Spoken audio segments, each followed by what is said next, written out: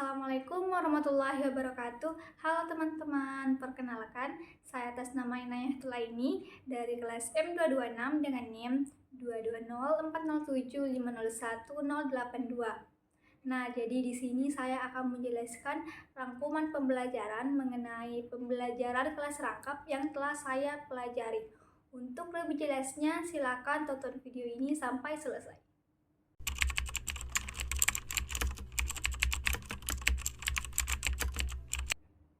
Jadi yang pertama, definisi pembelajaran kelas rangkap. Apa sih itu pembelajaran kelas rangkap?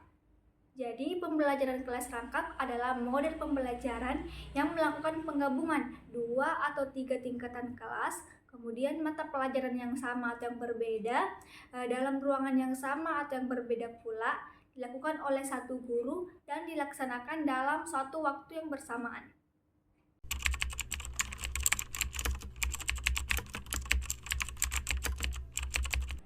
Selanjutnya yang kedua, mengapa pembelajaran kelas rangkap itu penting? Nah, jadi alasan dilakukannya pembelajaran kelas rangkap itu ada beberapa faktor yang melatar belakangi.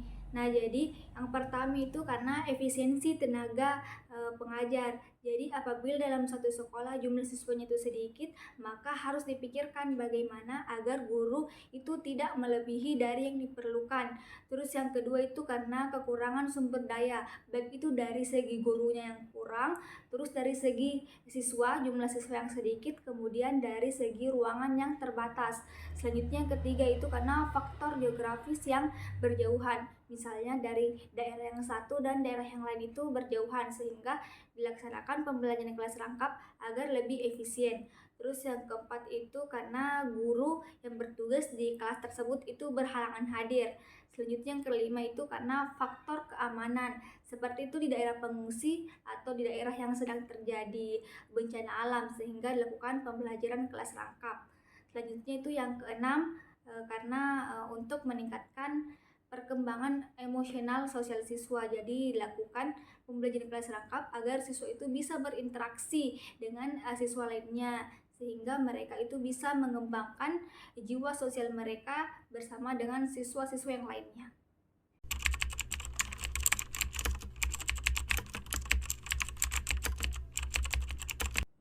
Selanjutnya yang ketiga itu bagaimana strategi dalam pembelajaran kelas rangkap. Nah, jadi dalam pembelajaran kelas rangkap ada beberapa strategi yang perlu diperhatikan oleh guru. Jadi yang pertama itu memikirkan kondisi guru, siswa, dan ruangan. Yang pertama itu kondisi guru. Jadi guru itu harus perlu memiliki kapasitas dan pengalaman pribadi dalam mengelola pembelajaran kelas rangkap. Karena setiap siswa itu memiliki tingkat kemampuan yang berbeda-beda, sehingga pastinya ada tantangan yang akan dihadapi oleh guru. Selanjutnya kedua itu kondisi siswa. Jadi guru perlu memperhatikan tingkat pemahaman, kemudian latar belakang dan kecepatan belajar siswa. Karena dalam pembelajaran kelas rangkap itu setiap siswa memiliki kemampuan akademik yang berbeda, sehingga guru perlu memikirkan strategi yang efektif. Selanjutnya yang ketiga itu kondisi ruangan.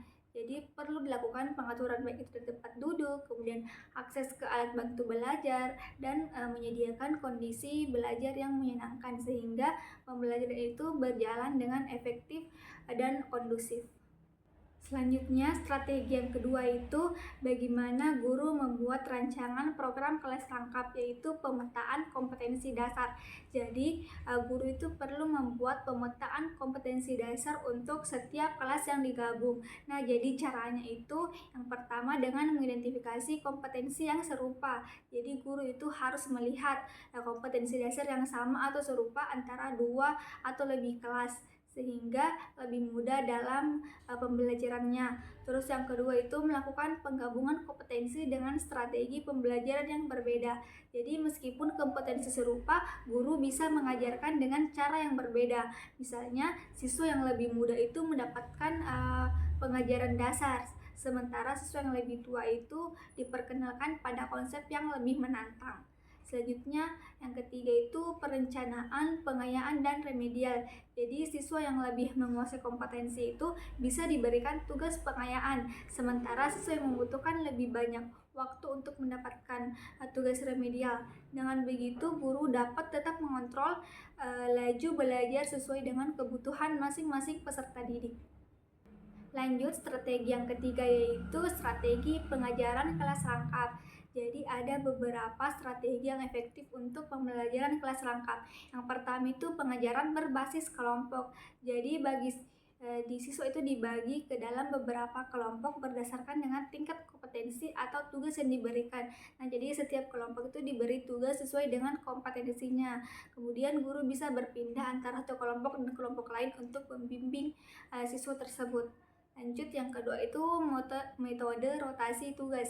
Jadi guru itu bisa menerapkan metode rotasi di mana satu kelompok itu melakukan pembelajaran mandiri, misalnya itu membaca materi ataupun mengerjakan tugas, sementara kelompok yang lainnya itu mendapatkan langsung dari guru. Lanjut, yang ketiga itu pengajaran diferensiasi. Jadi pengajaran ini tuh melibatkan dengan memberikan tugas atau materi yang sesuai dengan kemampuan masing-masing siswa atau kelompok. Jadi guru itu bisa membuat beberapa level soal atau tugas yang disesuaikan dengan kompetensi siswa di kelas rangkap tersebut. Lanjut, yang keempat itu pembelajaran berbasis project atau project based learning. Jadi siswa dari berbagai kelas bisa diberikan proyek yang menantang, di mana mereka bisa bekerja sama sesuai dengan kemampuan mereka. Jadi hal ini itu bisa membantu mereka belajar satu sama lain. Selanjutnya, strategi yang keempat itu strategi bagaimana mengelola siswa di dalam kelas rangkap. Jadi, mengelola siswa di dalam kelas rangkap itu memerlukan keterampilan khusus. Nah, jadi ada beberapa strategi yang perlu diperhatikan. Jadi, yang pertama itu pembagian tugas yang jelas. Jadi, siswa dari masing-masing kelas itu harus memiliki tanggung jawab dan tugas yang jelas. Jadi, hal ini tuh bisa membantu mereka untuk fokus pada tugas masing-masing meskipun berbagi ruangan dengan siswa dari kelas yang lain. Selanjutnya, yang kedua itu pengaturan ruang kelas yang efektif. Jadi guru itu bisa membagi ruang kelas secara fisik atau mengatur tempat duduk siswa berdasarkan tingkatan kelas. Jadi ruangan itu harus diatur sedemikian rupa sehingga tidak mengganggu perhatian antara siswa satu dengan yang lainnya. Selanjutnya, yang ketiga itu penerapan aturan kelas. Jadi guru itu perlu menetapkan aturan yang ketat tentang interaksi antar siswa saat ada perbedaan interaksi di dalam kelas. Jadi disiplin itu harus ditegakkan agar kelas tetap berjalan lancar. Terus yang keempat itu pengembangan kemandirian belajar. Jadi siswa itu perlu dilatih untuk belajar mandiri ketika guru sedang fokus pada kelas lain. Hal ini tuh bisa dilakukan dengan memberikan panduan belajar mandiri, kemudian penggunaan bahan ajaran yang interaktif atau tugas yang menantang namun bisa dikerjakan secara individual. Jadi dalam pembelajaran kelas rangkap, model pembelajaran yang paling utama itu model 221. Jadi dalam menerapkan model 221 ini tuh ada beberapa strategi yang bisa digunakan. Jadi yang pertama itu pada kegiatan pendahuluan. Jadi guru itu memberikan pengantar dan pengarahan dalam satu ruangan. Guru itu menggunakan 2 papan tulis atau satu papan tulis itu dibagi 2, kemudian guru menulis topik dan hasil belajar yang diharapkan dari kelas tersebut. Selanjutnya, yang kedua itu pada kegiatan inti, guru bisa menerapkan berbagai model dan metode yang sesuai dengan tujuan untuk masing-masing kelas. Jadi selama kegiatan berlangsung, mengadakan pemantapan, kemudian bimbingan, balikan sesuai dengan keperluan, dan guru itu perlu menerapkan keterampilan dasar yang sesuai. Selanjutnya, pada kegiatan penutup, guru itu berdiri di depan kelas menghadapi kedua kelas untuk mengadakan review materi dan kegiatan yang baru dilakukan. Jadi guru itu memberikan komentar dan penguatan sesuai dengan keperluannya, kemudian memberikan tindak lanjut berupa tugas atau apa saja sebagai bahan untuk pertemuan berikutnya untuk melatih pengetahuan siswa terhadap pembelajaran hari ini.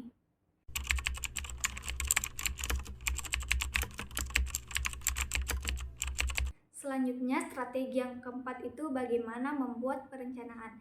Jadi, pada pembelajaran kelas rangkap, model pembelajaran yang digunakan itu model pembelajaran berdiferensiasi. Jadi, tujuannya itu untuk memenuhi kebutuhan belajar siswa dengan berbagai kemampuan, kemudian gaya belajar, dan minatnya yang berbeda di dalam suatu ruang kelas. Sehingga model pembelajaran berdiferensiasi ini menjadi salah satu solusi yang tepat untuk digunakan. Nah, jadi dalam pembelajaran kelas rangkap model diferensiasi ini ada beberapa cara yang digunakan dalam membuat perencanaan. Jadi yang pertama itu pembelajaran berdiferensiasi ini dimulai dengan guru memahami karakteristik unik setiap siswa. Hal ini itu mencakup dari segi tingkat kesiapan siswa terhadap materi, kemudian gaya belajar yang dominan, serta minat mereka terhadap topik yang diajarkan. Terus yang kedua itu penyesuaian dilakukan pada konten yang diajarkan. Jadi dalam pembelajaran berdiferensiasi, konten dapat disesuaikan berdasarkan dengan tingkat kemampuan siswa. Jadi untuk kelas rangkap, guru dapat merancang materi yang relevan untuk kedua kelas, namun dengan tingkat kedalaman yang berbeda. Lanjut, yang ketiga itu proses pembelajaran itu disesuaikan. Jadi guru dapat menggunakan pengelompokan fleksibel di mana siswa itu dibagi ke dalam kelompok sesuai dengan tingkat kemampuan atau tugas yang sedang dikerjakan. Jadi siswa di dalam kelas itu lebih rendah dapat bekerja dalam kelompok yang fokus pada aktivitas pengenalan dasar, sedangkan siswa dari kelas tinggi itu dapat bekerja pada tugas yang lebih menantang. Lanjut, yang keempat itu dengan memberikan pilihan kepada siswa dalam bagaimana mereka menunjukkan hasil pembelajaran mereka. Jadi dalam model ini itu guru menyediakan berbagai alternatif tugas yang dapat siswa pilih sesuai dengan minat dan kemampuan mereka. Selanjutnya yang kelima itu pengelolaan lingkungan belajar. Dalam kelas rangkap, pengaturan ruang kelas itu perlu mendukung keberagaman aktivitas yang berlangsung. Guru itu bisa menyesuaikan area untuk belajar mandiri, kemudian tempat untuk diskusi, serta ruang untuk bereksperimen atau kegiatan yang melibatkan manipulatif. Dengan ini itu setiap kelompok siswa dapat belajar dengan cara yang paling cocok bagi mereka, sambil tetap berada dalam lingkungan kelas yang sama. Selanjutnya yang keenam itu berdiferensiasi dari segi aspek penilaian. Jadi penilaian ini tidak hanya dilakukan berdasarkan hasil akhir, tetapi juga mencakup proses belajar mengajar, di mana guru itu dapat mengamati keterlibatan siswa dalam aktivitas belajar, serta kemampuan mereka itu untuk bekerja mandiri di dalam kelompok. Baik, jadi itulah tadi rangkuman pembelajaran kelas rangkap yang telah saya susun. Untuk kurang dan lebihnya mohon dimaafkan. Assalamualaikum warahmatullahi wabarakatuh. Bye-bye.